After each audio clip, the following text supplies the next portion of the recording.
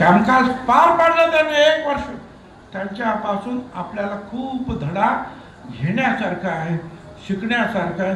हेही सुद्धा या शिव फुले शाहू आंबेडकरांच्या महाराष्ट्रातील लोकांनी लक्षात ठेवलं पाहिजे. हे चांगल्या गोष्टी आहे.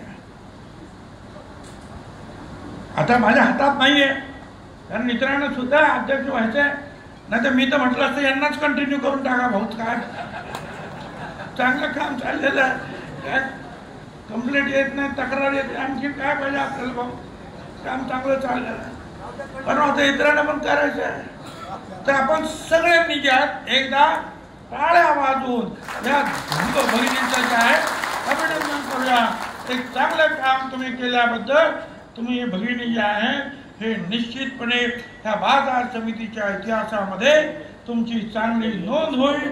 बाजार समितीच्या सर्व सदस्यांना मला पुन्हा सांगायचं आहे, आपण सगळ्यांनी जे आहे एकत्र राहून काम करायला पाहिजे.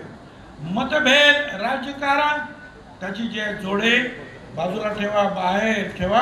इथं एकत्रित काम करा, सगळ्यांना बरोबर घेऊन काम करा. सगळ्यांना बरोबर घेऊन काम केलं, शांततेनं चांगलं काम होईल.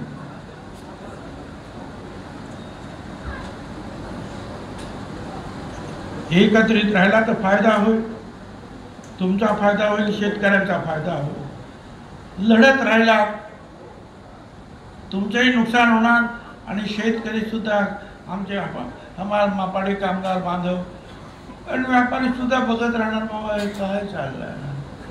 म्हणून एकत्रित राहा.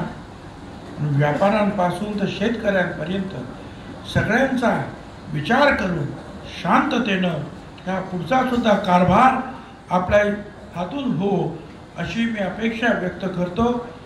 पुन्हा एकदा आपल्या सगळ्यांना धन्यवाद देतो, थांबतो आणि दिवाळी निमित्त पुन्हा एकदा सगळ्यांना शुभेच्छा देतो. धन्यवाद. जय हिंद,